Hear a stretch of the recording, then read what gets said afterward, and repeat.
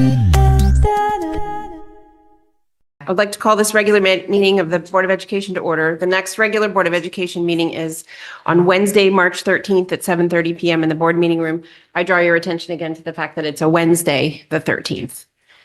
This is after, subsequent to the Board of Finance approvals. With that, I'll move on to the chairperson's report. I do not have a report this evening. I thank everybody for the hard work during the budget. We have just some small modification to make this evening to make the math work, match the work that we did. And some additional updates and policy work this evening, but I will keep my remarks there. I'll move to public comment.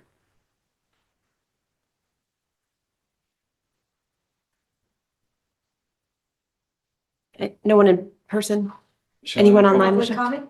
Good evening. If anyone in person would like to participate, please come up to the podium. If anyone online would like to participate, please use the raised hand icon. There are no raised hands at this time. Okay, thank you. Superintendent's report, Dr. Radley. Good evening, everyone. And I trust that the families had a relaxing and rejuvenating February break. I want to recognize 7 of our Darien High School students. And if you don't mind, I'll just read their names out. Anna Gervold, Pasquale Hoffman, Grace Liu, Anika Manguel, Adia Pai, Amanda Smith, and Sarah Williams. They were selected as candidates for the United States Presidential Scholars for their recognition on academic achievement and performance on the SAT and ACT. This program recognizes the best and brightest of our nation's students. Of each year, about 160 students are named as presidential scholars, so we offer them our congratulations. I would like to just formally introduce Ms. Cassie Philpott. Cassie has been hired as the executive assistant to the superintendent of schools. Cass worked for 7 years as a paralegal in Westport and 7 years as employee of Milford Public Schools, where she has served for the last 5 years as the administrative assistant to the assistant superintendent. So if you work all that out, she was Amy's assistant. We extend a warm welcome to Darien Public Schools, Kathy. Thank you. As I was assured last night, Ms. Carrie Snowden was appointed as the Director of Teaching and Learning for Regional 12 School District. We offer our congratulations and thank her for her leadership over the past 3 years.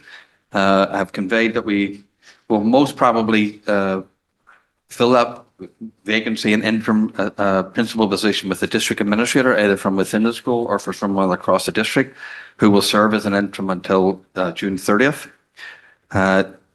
Thereafter, right now we're in the middle of a search for Oxbridge, but we're also going to have posted for the Hindley position.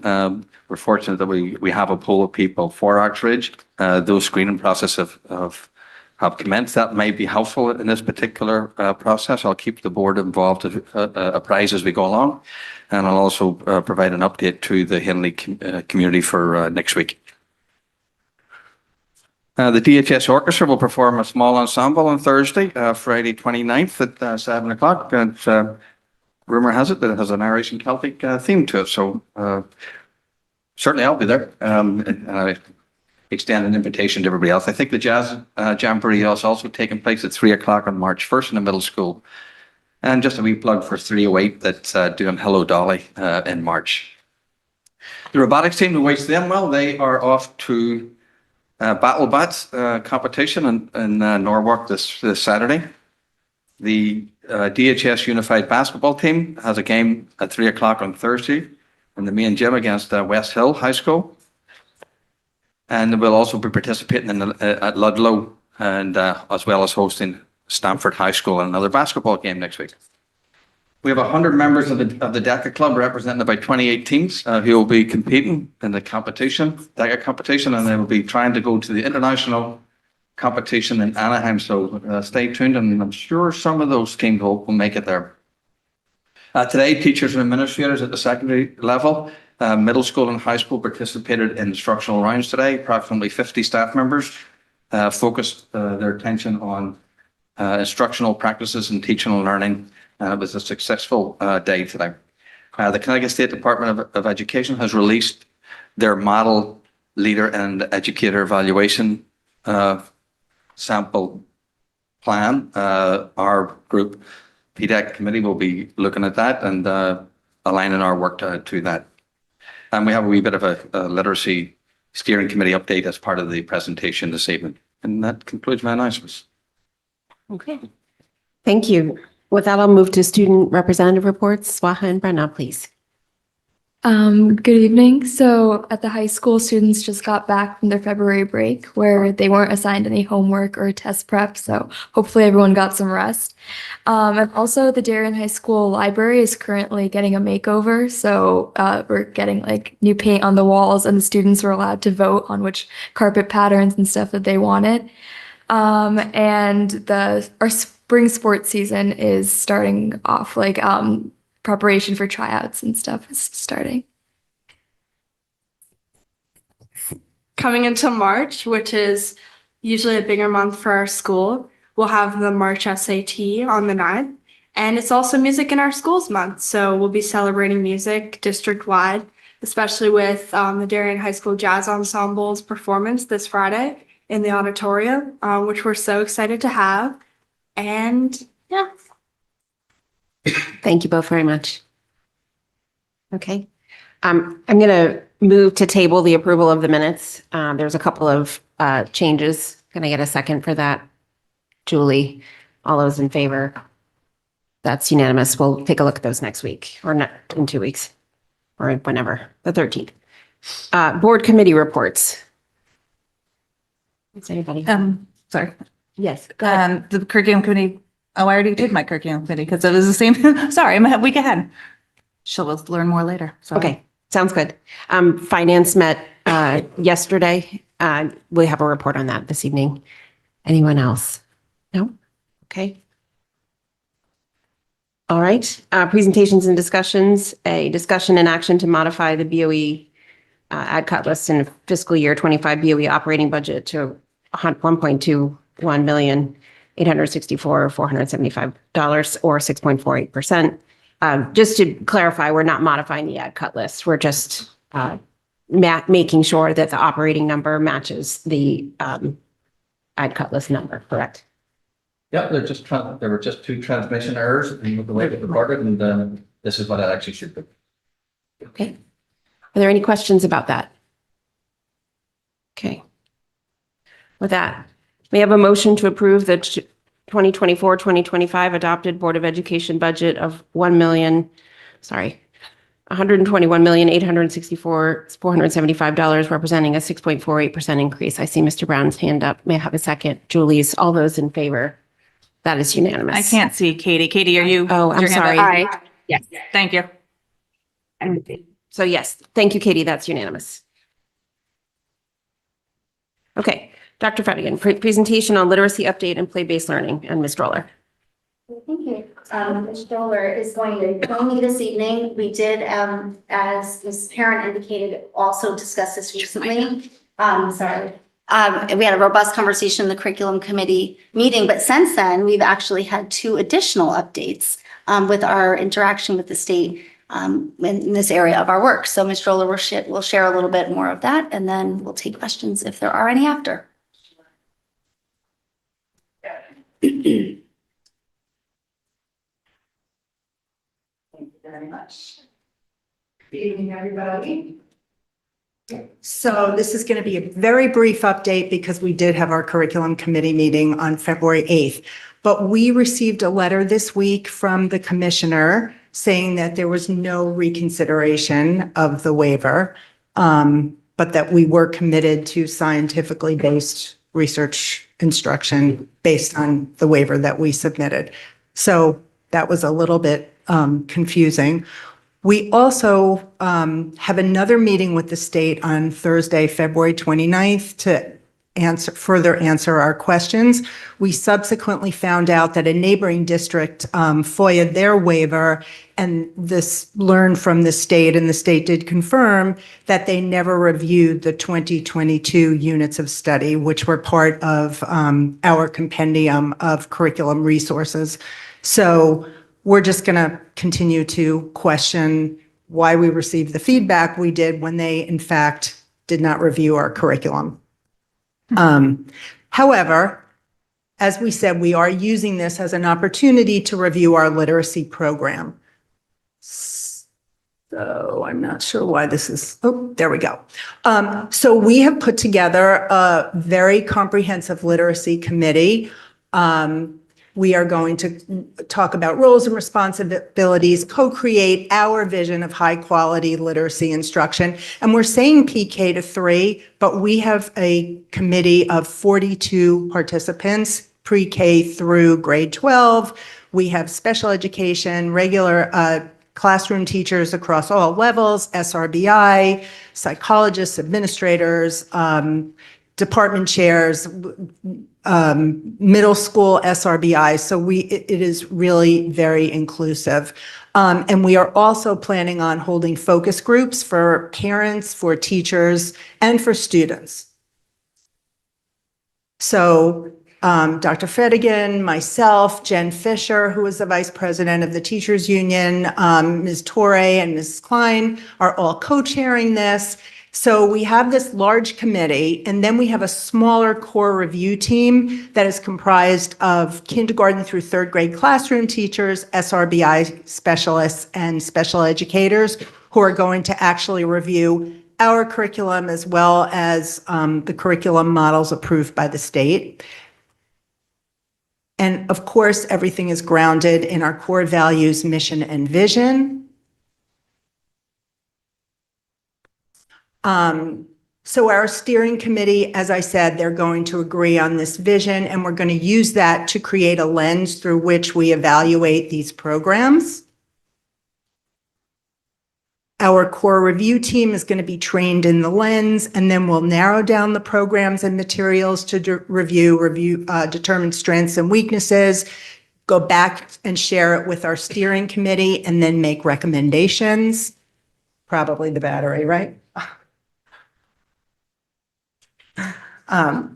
I will just keep going. We have a very aggressive timeline. We've had 2 meetings already. We are hoping to do our focus groups in March, and we have 3 full release days for our core review team to look over these programs. So like I said, it's very comprehensive. We will continue to update the curriculum committee on our progress and share with the district curriculum team and the full board. Continued communication, as I said, with teachers and administrators all along the way about our progress. We are continuing to work with the state. We are also doing a deeper analysis of our subgroup data and ongoing curriculum work and planning for professional learning. We are also still engaged in our professional learning this year, so that's ongoing. And next steps, as I said, our presentation, our communication, our school district curriculum leadership team will approve the curriculum and materials that our team determines is best for our students. And then we will do a presentation to the full board. We'll next provide an update to the curriculum committee during the March meeting. We'll have met with the steering committee again in the interim, so we'll have more to share. Okay. Will you be sharing your rubric?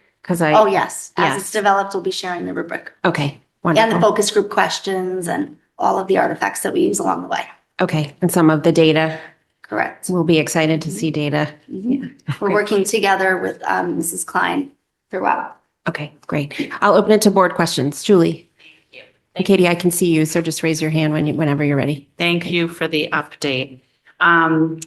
For the vision for high quality curriculum and instruction, is that a vision that's bigger than pre-K to 3 literacy? Is that the idea? Yes. And is that the reason to have such comprehensive Yes, representation yes. on the, okay. yeah, If I could just add to that, Ms. Best, part of that, right, is because we want to ensure that we're hearing from our teachers at the middle school and the high school level about how our students are making their way through the system with regard to the continuum of reading.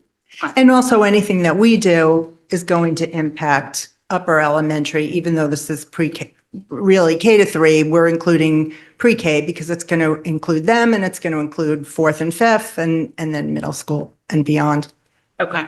I ask for two reasons. Just so we understand what we're expecting to see as a board and what we're evaluating, how broadly we intend to use that vision.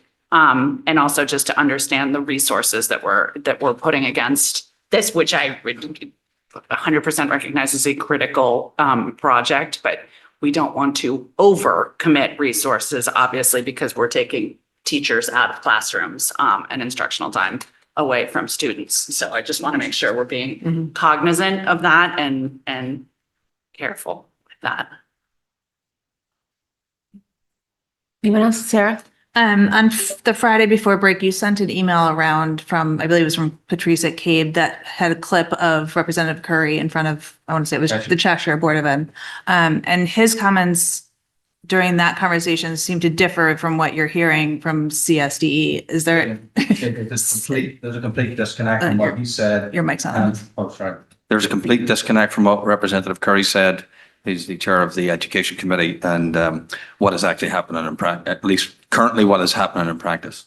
Has anybody, have either of you heard anything different from any other legislators? Well, There are a number of legislators that went to Hartford to request an amendment to the legislation. and the various districts, as of even today, I talked to several districts who are of the same disposition, and same perplexement of like the disconnect between the messaging. Okay, anyone else?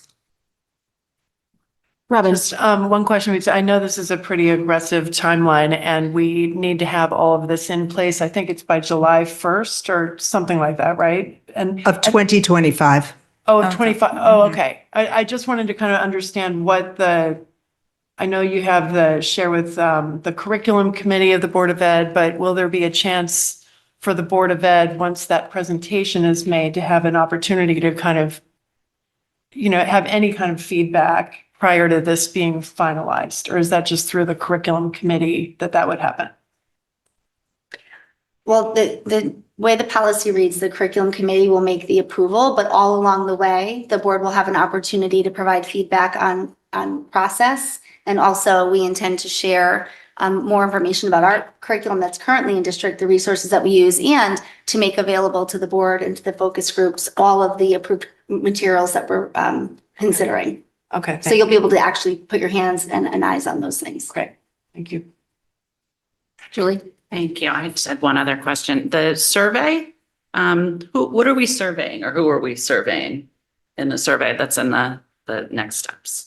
We want to get feedback from all teachers, even, not the teachers that are on the steering committee. So we want to offer a survey, and teachers said that they were interested. We'll be sending out a survey to parents as well. Oh, okay. Yeah. So we're surveying multiple We are. stakeholders Mhm. about high quality curriculum. High quality experience. Okay. Yep. And for parents, their children's experience, what they see as strengths of our program, as gaps in our program. Okay. I just want to recognize, actually, at least the State Department did recognize Julie's assistance and work in this capacity. And our district, I'll say, is going above and beyond, and also the idea of actually developing a comprehensive review process with staff involved in it. I honestly don't know of another nearby district, and I've talked to them as of today even, that has actually taken this as seriously. I want to comment, that's just probably a bit inappropriate, but many are just staying course and then doing what they have to do. And we've opened this up to a reflective process. That's great. Thank you. Julie, may I ask that when you ask parents, I think it's helpful to ask what they perceive gaps in the curriculum to be, but I think it may be valuable to ask additionally if they have hired tutors or other academic programs explicitly to supplement what they believe to be a gap. We hear that parents do that. So whether or not I think it would be helpful to just ask it straight up. We haven't designed our survey yet. Yeah. That's interesting. I don't know how we would get data on that because I'm not sure that everybody would answer, but certainly consideration. Okay. Thank you for that. Okay. Any other questions? No? All right. With that, we'll move on to presentation on anonymous alerts. No, we got Oh. play to do. Play-based. Play-based learning. Play-based, I'm sorry. We have to play. All of this conversation about teaching and learning is my favorite. So they're calling that up. Again, we had a very robust conversation during the curriculum committee meeting. So this will just be a quick overview. As you know, there has been recently adopted legislation about play-based instruction. So tonight I'd like to share a little bit more about that legislation, talk just very briefly about what play-based learning actually looks like in our classrooms now. This is currently in practice in Darien Public Schools. We're just looking to really expand our understanding and think about how this relates to our curriculum and also high-quality instruction. Share a little bit about research and also had the connection to professional learning. Okay, so once again, just the legislation requires kindergarten to have play-based learning during the school day. We are going to take a look at making a bridge between pre-K and K. And the legislation also requires us to consider an impact to play-based learning in children in grades 1 through 5. The new law also has a provision in there to make sure that play-based learning is also aligned to children's 504 accommodation plans and IEP plans, if they're applicable. And there's a definition here about play-based learning so that we can be very clear that this is not about free play. Play-based learning is really a pedagogical approach, and we're going to take it a step further and think about how play-based learning is aligned to the standards, right? So all of this is standards aligned. And when we're talking about play, it's really about integrating the standards, which happens very naturally in early learning settings. It tends to happen less so as we go to the secondary schools where there's much more of a department-driven focus. Most of the research that we'll continue to use in district will be from the Center of the Developing Child from Harvard. You can see here, these are actually all pictures of our current students in ELP and kindergarten program.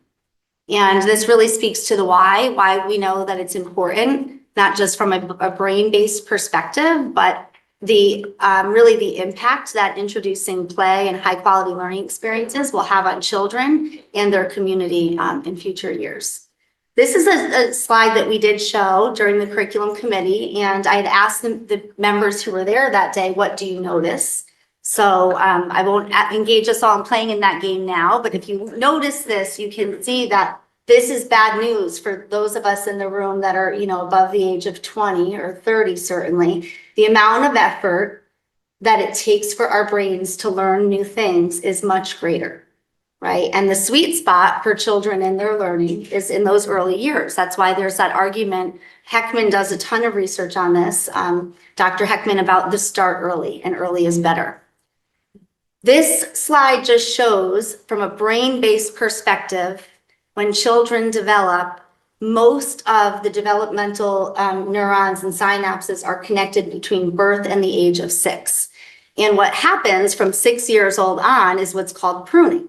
Some of those connections become less concrete, and it's harder. Like the work of learning is harder after 14 years old, 20, 30, and so on. You can see that there from that actual brain scan. During the curriculum committee, we talked about the impact of these concepts in even just designing our school day. And one of the things I asked the group to take a look at is, what do you notice about these pie charts and the difference between how time is allocated in typical pre-K settings and in typical kindergarten settings? And what we talked about, we noticed is there's a great deal of whole group instruction that tends to happen as children move up through from pre-K to kindergarten. And there's less time typically for choice. And so part of this legislation and the idea of this brain-based learning is to change that. Again, I commented earlier about the difference between free play and play-based learning. Both are fun, but play-based learning is much more intentional. It actually requires a great deal of effort on the teacher's part to think about integrating those standards for learning and thinking about how we measure students' learning in those types of settings. These are the standards that are currently integrated and at play, I'm sure Shirley agrees, in all of our ELP settings. And there should be a very clear connection between these standards and the standards that are manifested in our kindergarten classrooms, kindergarten up through grade 5 and beyond. Again, just some other research from the the Academy of Pediatrics about why play is incredibly important. That play is children's work. It's not frivolous. It shouldn't be considered as recess or extra. It's a very sound pedagogical approach. These are just some examples of how children, what they can learn as they engage in play. So we talked about dramatics, creative art, manipulatives, all of these things that we typically know as centers in classrooms that help children develop problem-solving skills, communication skills, and so on. How this will look in our classrooms as we move forward when we think about developing curriculum is to have children engage in provocations or things that they're wondering and curious about. This is when our very youngest learners think about things they want to research, things that they see and hear about and experience in their community, things they wonder about. Children write their actual play plans. When they start writing play plans in kindergarten and in pre-K, they're typically picture-based. And you can see how their writing develops throughout the year. The other important piece of this is this connects to executive function and the idea of young children being able to make a plan and stick with a plan and follow it through. Just again, a quick reminder about our curriculum revision cycle. This I guess, enhanced focus in pre-K and K to start will require us to take a look at our curriculum. This would be an impetus for change, and we'll be doing so as we move into the spring and into the summer. We already have a kindergarten and pre-K committee that's been taking a look at this, especially with regard to the shift in the age of entry for kindergarten. So we'll continue to keep the board apprised of the curriculum as we continue to develop it in this area. And that triangle on the side just talks about when we make shifts in curriculum, we have to think about how do we support our staff in that? What resources do they need? What professional learning do they need? Professional learning is part of the legislation, should go without saying, but we know if we strengthen the capacity of our educators, that should lead toward improved student learning outcomes. This is a very, very broad tentative timeline for the work ahead. So we're obviously engaging in research. We'll be thinking about how we identify really high quality instruction in early learning settings. Think about the implications for the policy and legislation in our classrooms. Think about impact to curriculum and professional learning that we offer for our staff. Any questions? Thank you. Katie, I can't see you this time. I'm good, thank you. Okay. Julie?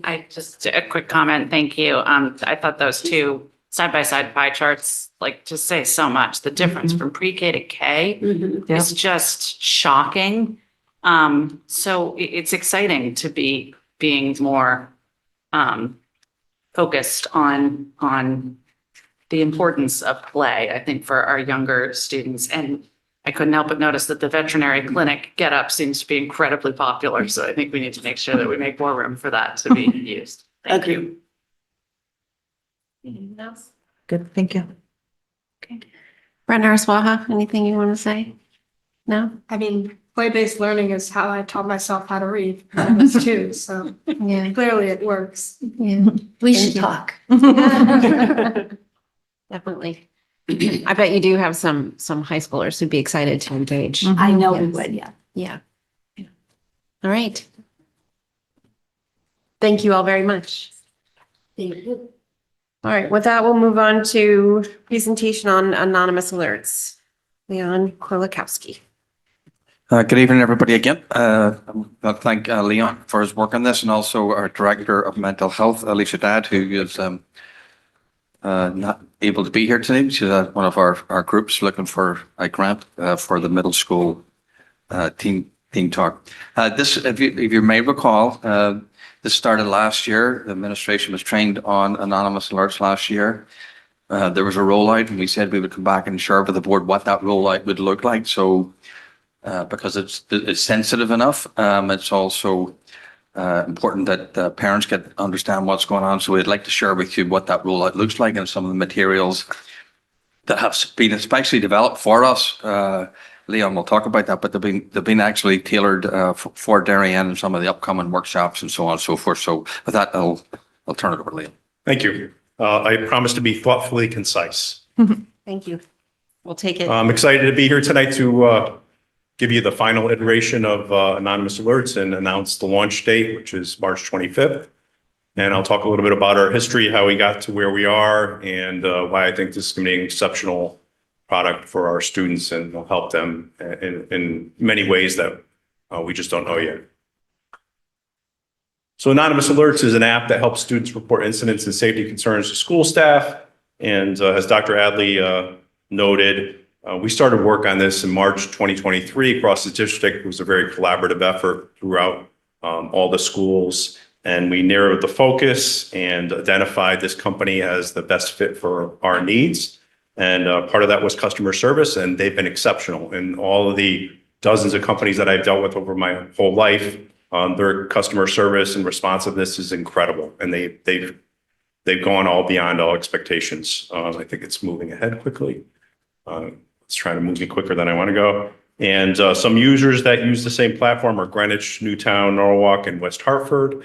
And I've spoken to all folks at each of those school systems, and they've given me some very good feedback. And why do we need this product? We would prefer that students speak with a trusted adult, but we know that there are some who prefer to report something anonymously in a platform like this.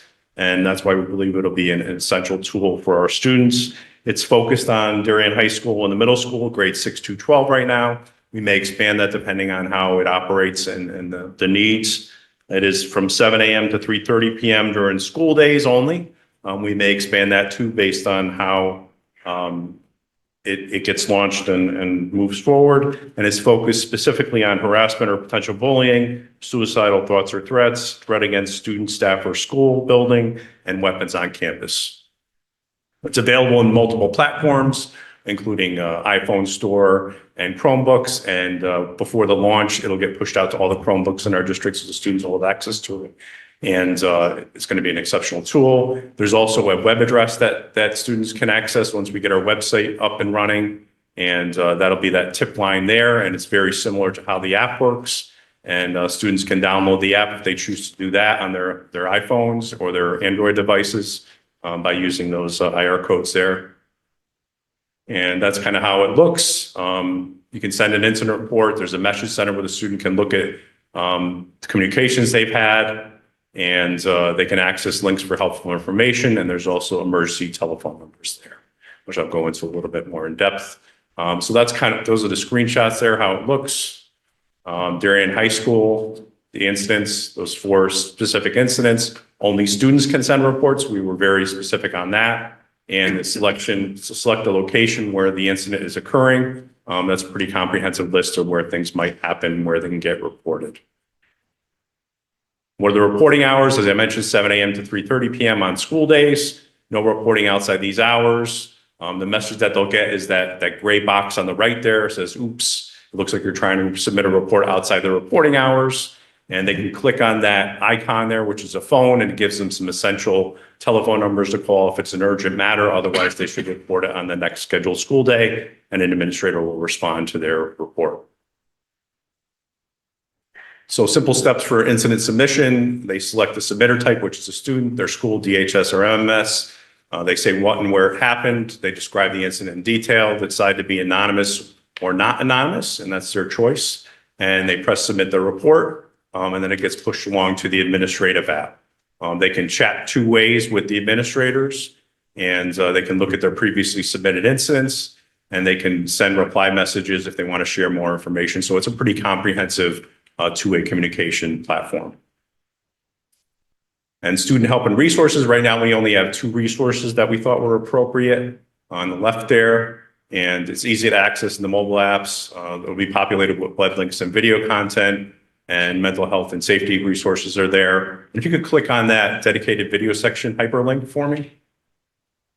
That's a video that the company created specifically for us. We'll play about 10 seconds into it so you can see what that's like. Hello, Darien Public Schools. Let us introduce you to Anonymous Alerts.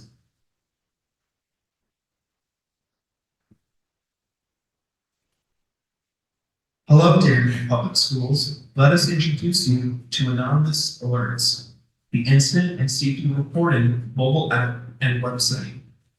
Anonymous Alerts will allow you to anonymously share issues and concerns directly with school officials who can respond, communicate, and provide you with any help you need. Anonymous Alerts is only available for students attending Darien High School and Middlesex Middle School. Thank you. Students can report concerns.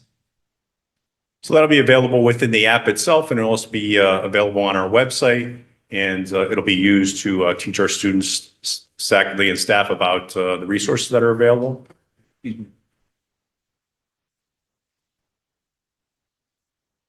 And some help numbers there are available on 911, of course, and then various suicide help numbers and crisis text lines.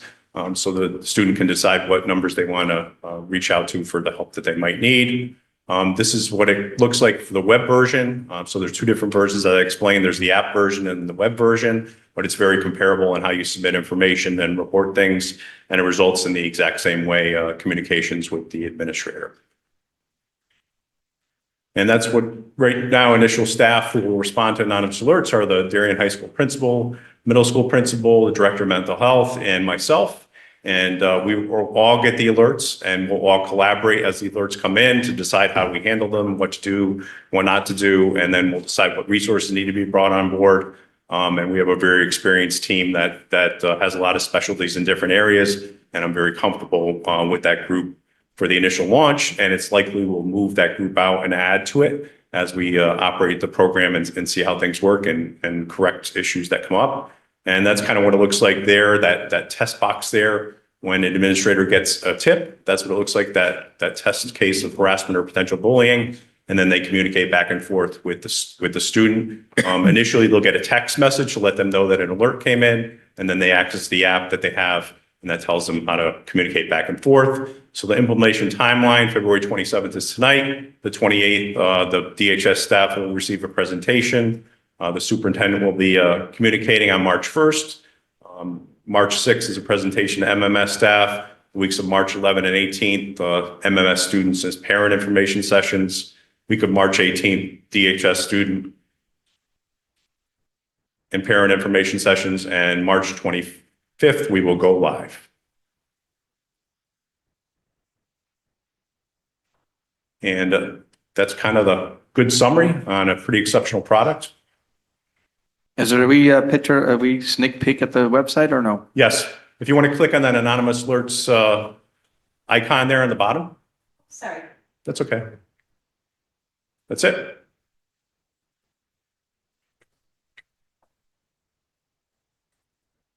So that's what the website section will look like. It's not live yet. It's a hidden link. We need to do a little bit of work on that, but it's pretty great work by our IT department. And that'll give everyone that visits our site a good summary of how the process works. They'll give them the resources they need, and it'll tell them how they can submit tips and information. And frankly, we saw an incident back in Guilford about a month and a half ago where another platform, they received a tip on a kill list. And they were intervening in that, and they determined it wasn't credible. But those kinds of things can come in, and we believe it'll be a variety of issues that will come in, and we'll be able to mitigate something from happening and provide our students with the help that they need. So I'm really excited that with the work we've done, we've been very deliberate and careful and surgical in what we put together. And I think it's going to be an exceptional product that'll help our students and create a safer learning environment. Board questions or comments, Kevin? If it's anonymous tip, how do you substantiate it and verify it? Sure. If the student chooses not to give their name, based on facts that they give, we can verify and determine if it's very specific. If they don't choose to give their name, it's a life threat issue. There's ways that we can find an IP address potentially, so we could track down and get the police involved if something like that were occurring. But generally, if they're not giving their name, it's based on the facts that they provide, and then we'll vet it and determine if it's a credible incident and if what needs to be done next. Okay, thank you. Well, Sarah? I'm a little confused as to how you substantiate that they're a Darien High School student or a Middlesex Middle School student. So if I go to that website, the /Darien PS, do I have to somehow prove that I am a student in one of these two schools? on the app, there's a radius. So you can only be within a 5-mile radius of Darien. So there's a circle, so it won't allow people from California, et cetera, to report something, but there's no set on that for the website. So someone from outside the district could pretend they're a student and they could submit some kind of information, but we'll need to vet that and determine if it's credible and run the information down and then act appropriately. So Now, in your conversations with other districts that have this, has there been a creditability issue or a infiltration issue of any sense? Just wondering how much resources could potentially be diverted to false claims. not a lot. Initially, there is a lot of resources dedicated once the launch occurs, typically, with some false information being passed along. But then it levels out and it's typically credible information. And this is from 4 different districts gathering information over hundreds of tips. So once it levels out, then there isn't a lot of information that's passed along that's false. Okay. I'll say that I've used a different type of software, just a different provider. I tend to believe that our young people rise to the expectations that we set them. It's a wee bit like fire alarms. They don't run around the place pulling off the fire alarm, knowing that it's a pretty significant state to put the school in. Invariably, you might get 1 or 2 reports that are pranks or otherwise, but that my experience has been in the other schools that have had that settles down, and that's the reason why the limited time period that we have is just to try and work out how it feels, any kinks in it, and with the idea of expanding the time period. Julie? Thank you. Can you tell us a little about what the plan is for the student and parent information sessions? What those are going to look like, how they'll... Sure, the principals are arranging those, and they're going to use the student video that was specifically created for our district. There is a student PowerPoint and informational session, very similar to what you saw tonight, to explain to the students how it works, how they can access it, what they should be doing, what they shouldn't be doing. And the principals are going to be arranging for those information sessions.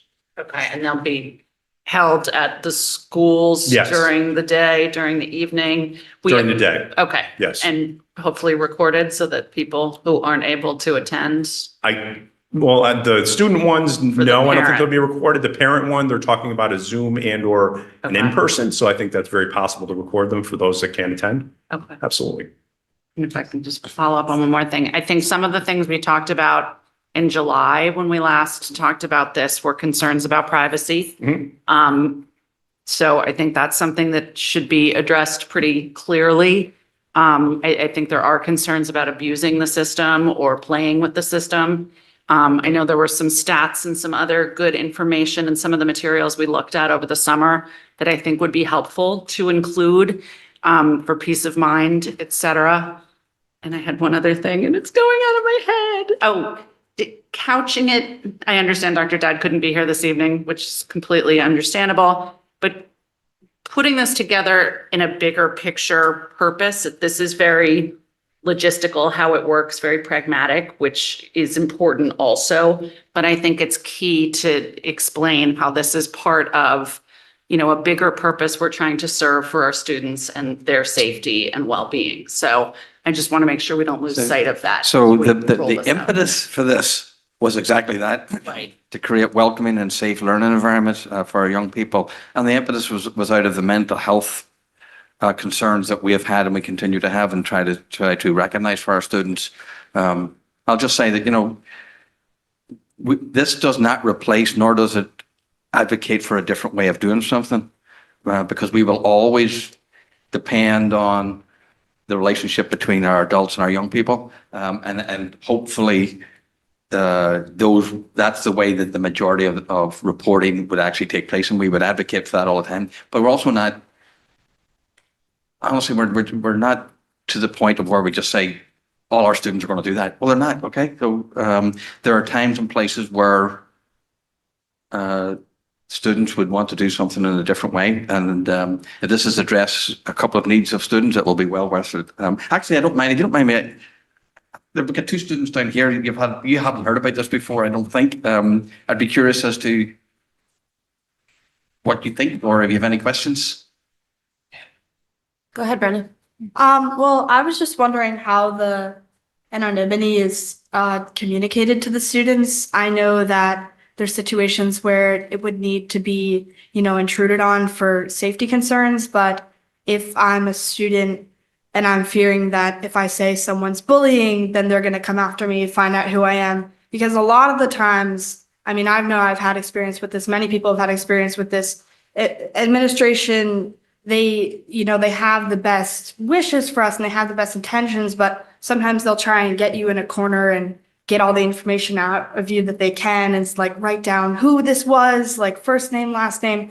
How am I as a student ensured that I'm not going to be cornered like this, pressured like this? And then also my other concern was, why not have this platform available as long as we can? Why strictly in school? Because I feel like a lot of these incidents might be occurring as an afterthought, or they might be coming up at 9 p.m. on a Sunday. How am I as a student not able to access this resource? What's the harm in having it available more often than we might need it? Well, Brandon, one, you can actually record a bullying anonymously now, right? So we'd have to talk it through with your administration, but you can actually anonymously report a bullying incident and your anonymity can be protected. Right? So that's if you went in person to do that, you could actually do that. So this is just another way to actually do that if you wanted to do that. I will say to you that the window of opportunity that's open is only to try to work out the responsiveness of our response back to the students. It's a wee bit of a trial period, to be honest with you. Yes, the intent is to open it up for a longer period of time. There are things that our administration have been very open-minded to this, up and down the system, even our elementary schools. We're not doing it in elementary, but the idea of opening it up to different hours, yes, but it's just not as simple as to go from not having anything to 24 hours a day. I mean, respectfully, administrators have lives outside, personal life, private lives, so on and so forth. But here's the deal. If this saves a kid, if it serves that purpose, or supports people who are hurting in some capacity, or people who want to report something, we'll invariably open it up. Now, what the hours won't be 24 hours a day. But there is an understanding and a commitment that we will expand it, but we want to learn first of all, does it work in the way we think it would work? What's the extent of the reporting and so on? That make sense? Swaha. Yeah, so my initial reaction was also about like students misusing this app for like either to get someone they don't like into trouble or like just for the sake because they're high school students. But if it's working in other towns, then I guess that's fine. But also, would the students know who's like responding to them, or would it just be like they're talking to a phone or like texting a random number and like, or will there be like would they know a teacher or the person who they're talking to? Yes. Yeah, that'll be decided by the administrator if they think it's appropriate to share their name and who they're communicating with. If they think it would help the conversation and create that rapport, I think that's very possible, yes. Okay. And then I know Brenna already touched on this, but like if we're talking about mental health, I think a lot of those issues don't arise during school hours anyway. So they come either when students are alone at night, or it's not something that they would be thinking about at school or like while you're in the cafeteria with friends, or they probably won't be opening up this app to use it. Totally agree with you. And that's the intent would be to expand the time period. When you go out to talk, we have a variety of things in place, like we've got some team talk hours and things like that. And then of course, there's always the other numbers that you would call. When you go out to talk, are you going to talk about sort of the layers of support that are in place for students from a mental health perspective to that point of I'm sorry? well, we have layers of support. There's also teen talk that people could reach out to at different times. It's and- another and there's- resource, and keep in mind too, if a student tries to submit something outside the reporting hours, they're still going to get that pop-up with help and contact information that they don't have right now, a very Darien specific set of information. Yeah. So that's really helpful because you can find all kinds of stuff on the internet and it may not be the best stuff. Yep. So it's another resource, and certainly like Dr. Adley said, based on our initial launch and the needs, we'll decide to expand the hours, et cetera, as needed. But I think when you go out and communicate it, if you would Yes. make sure that you all please, and I'm sure you're intending to, would communicate those layers of support that would exist outside of these hours, whether or not you intend to expand this. I'm sure you intend to. Excuse me. but- Yes, thank you. My question is, well, first, I wrote down Greenwich, Newtown, and West Hartford. What was the other place that put this, the other town that put this into place? I missed one. Newtown, Norwalk, West Norwalk. Hartford. And then, my question is about the nexus, if you will. So let's say somebody reports so-and-so is having an underage drinking party at their house, or so-and-so has inappropriate pictures of other so-and-so that isn't happening at school. How is that working? Yeah, so the intent of it wasn't to report things like that. Right. That's why we're very specific on the incident report, and we're hoping that guides students in their reporting. But Okay. if we get something extraneous like that, we'll have to handle it on a case-by-case basis and do what we think is appropriate based Okay. on the information that we're getting in. Okay, And whether it's, really, this is a student life safety focus. Okay. It's not anything other than that, and that's really the sole focus right now. okay, So that's why we'd like to keep it that way. okay, And that's why we were so precise in how this was structured. No other district asked and got what we got from this company. Yeah. Because we needed it. And Okay. I think that's a attribute of this company that's incredible. And I think that's why it's going to be a much better product than we would have gotten something that was more boilerplate, so to speak. mhm. Okay. I think parents and students or community members and students may need help understanding that that is truly the focus Mhm. versus an incident report, because I Right. think the initial instinct is to think that this is just a recording. It's not a turn it in type thing. Right. Absolutely not. So I think it's pretty important Yeah, that's, in your that's, communications, please, to hit that. Robin? Just one thing, I do think also the timeliness of the response and follow-up will be very important to the extent that students are reporting things, and if they don't get any response, then there's a concern that they could say, well, they're not doing anything. And if it's that limited number of people at least initially, Yep. that are responding, my only concern is, because they're very busy and they're in meetings all day long, the principals, and, I just would want to make sure that there's some kind of a protocol in place or a process to make sure that if these come through, that someone is able to respond and do the follow-up that would be needed, at least in an appropriate kind of a time frame. Yeah, I mean, we've kind of discussed that, and the expectation is maybe based on similar districts, maybe we'll get 4 or 5 a month, which is pretty manageable. Given there's 4 folks that are monitoring it, and we'll collaborate, and if it needs to be a priority, we'll set all other work down and we'll focus on this. But we'll make sure that we're responsive and that the student knows that we're communicating with them very quickly and getting them the help they need. Thank you. Brennan, that's the same type of reason why we're keeping it to the time period for the moment. Because our staff had the questions, what happens if I'm traveling home? What happens if, right? So we want to make sure that when we commit to something, we commit to it and promise on it, we deliver on it. So I'd like to do that thoughtfully. Right. Okay. All right. Thank you very much. Thank you. for Thank being you. here. Thank you. Thanks, Liam. Oh, does anybody, I don't. Okay. All right, discussion on January 2024 financial report and possible action on, well, there aren't any transfers, but possible action on budget transfers. Wait for it to come up.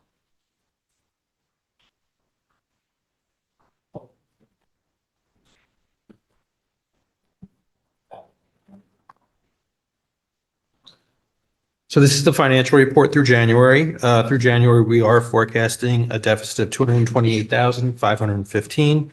The general education RCs are forecasting a positive balance of $189,076, with special education RCs forecasting a deficit currently of $417,591. Overall, salaries is a negative variance. This is primarily driven through turnover, which was not achieved this year. So we do have a deficit in turnover of $324,000.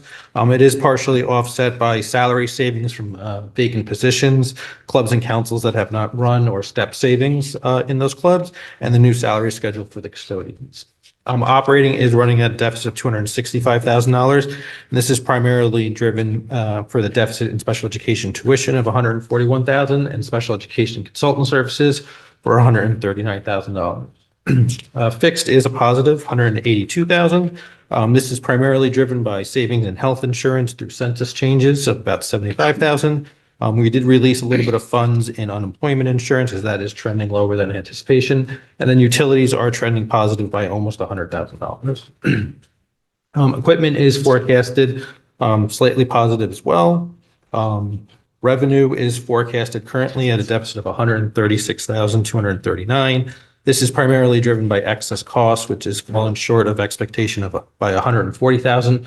We did receive our first excess cost reimbursement of just over $2 million. The reimbursement rate is tentatively set at 68%, which is much lower than anticipation. The state had claims in excess of their budget by about $24 million, which meant that they were not able to fully fund excess costs based on the tiered thresholds that they had set earlier in the year. We do have a filing due March 1st, and so this could change slightly. And then that balance of excess costs will be received in May.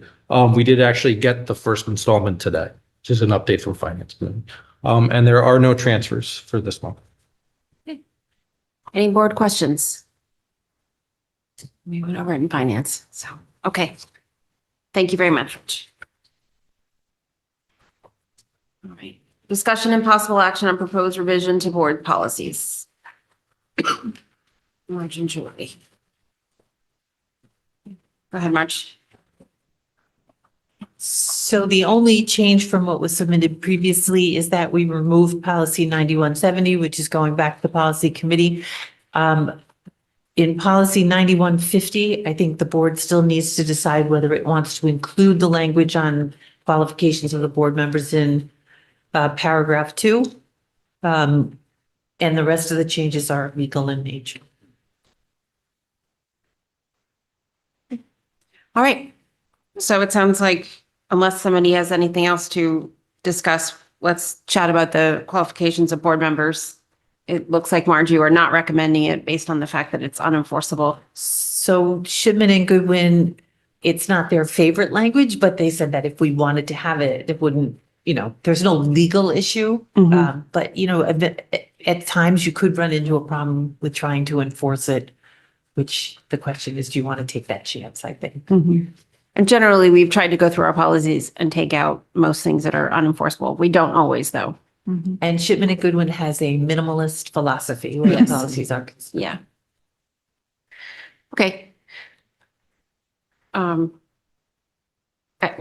Anybody want to, I think we have just some folks who like it and some folks who don't. Yeah. Right. I mean, I'll chime in. I like the language, but I like for a policy to be as clean as possible and to be enforceable.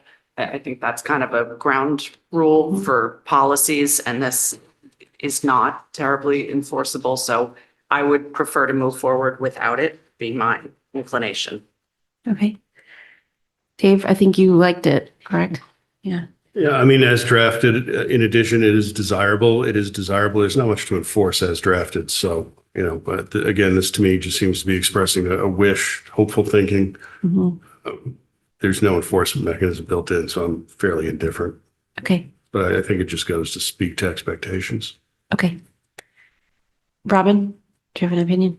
I tend to think that a policy should be enforceable. So, I mean, I think I agree with Julie in that sense, although I understand your point about the legal piece about it is desirable. So I mean, I could go either way, but I think just generally it could be an awkward situation if you came into a kind of a thing about, well, whether you were in kind of honing in on some of these things that, I just wouldn't want to have that kind of situation arise, but I don't know.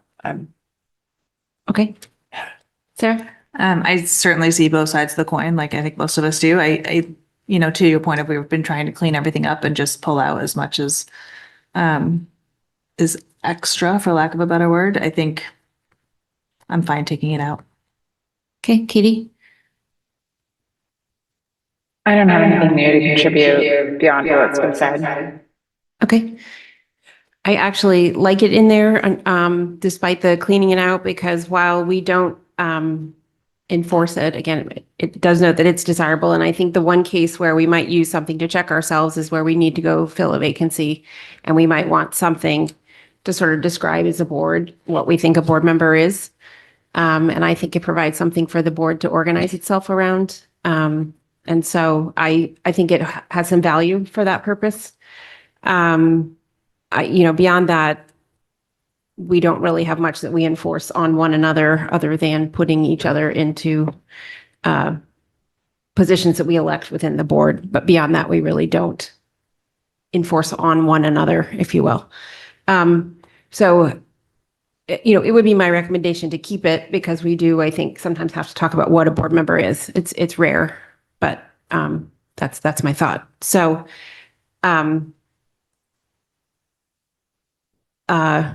that said, we can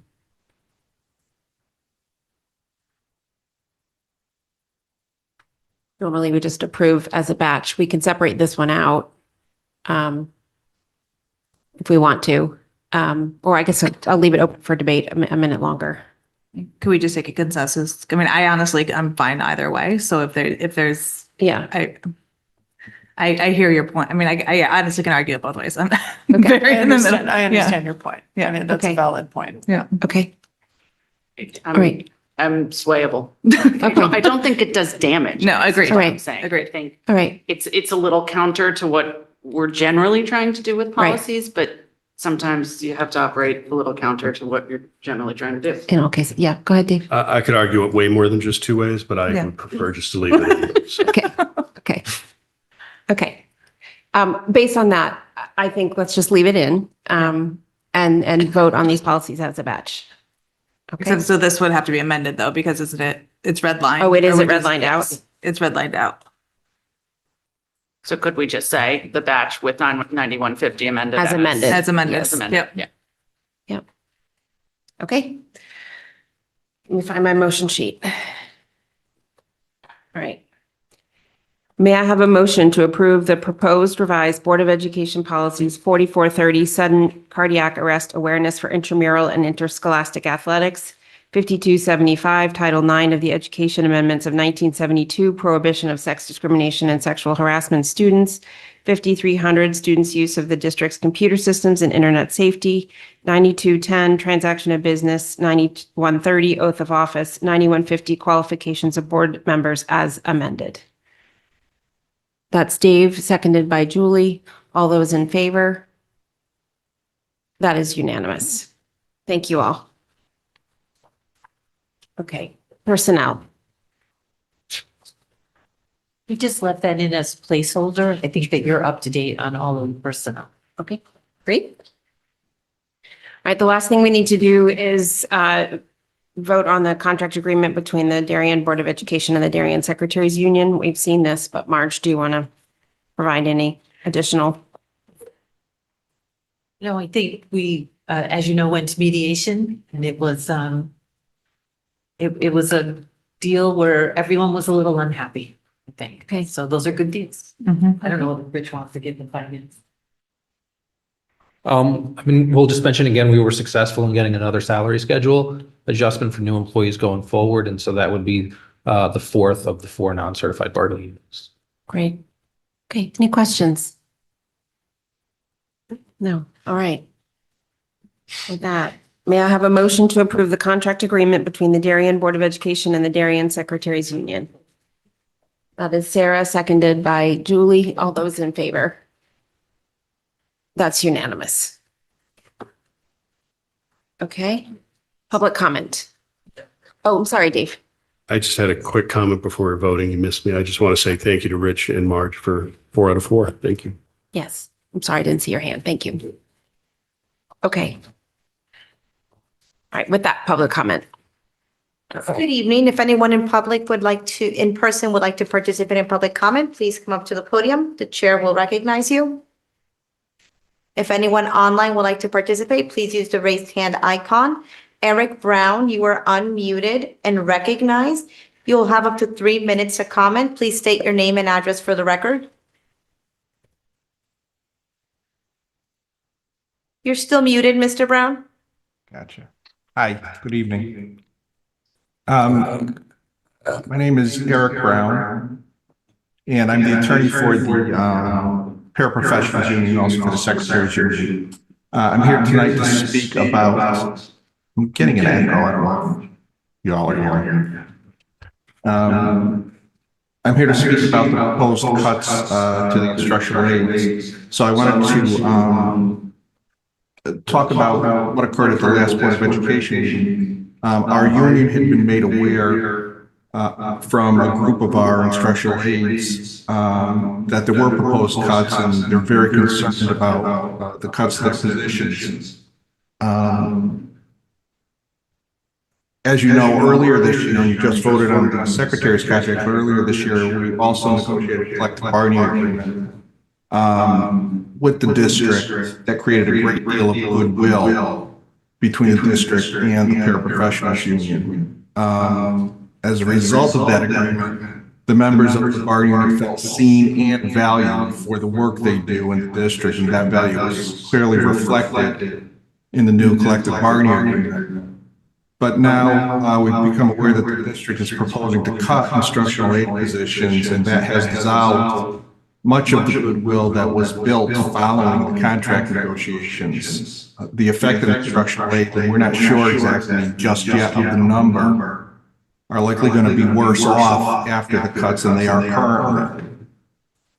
The success of the last contract negotiations is not going to impact those instructional aides who see their positions cut.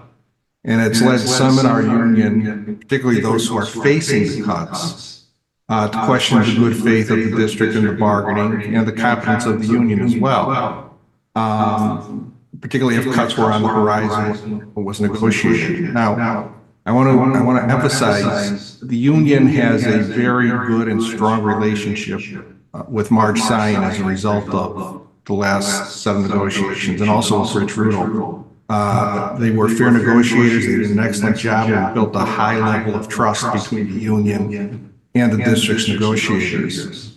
But our membership is still concerned about the possibility that positions are going to be cut. We think that the last set of bargaining showed that both the district and the union have the interests of the children, the students, that the paras and the instructional aides serve as priority number 1. And it goes without saying that the instructional aides are the front-facing personnel who work directly with the students on a daily basis, building strong and powerful relationships with the students on their educational journeys. But the economic impacts of the cuts are going to be real.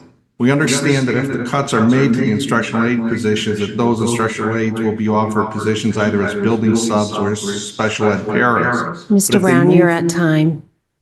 If I could just have one more minute, please, and I'll finish up. I can't give you a minute, but you could finish a sentence.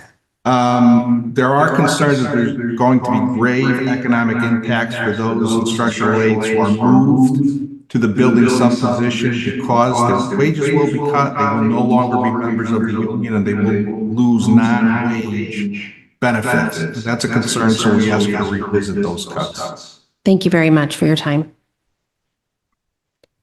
There are no more raised hands at this time. All right. With that, may I have a motion to adjourn? That is Julie, seconded by Dave. All those in favor?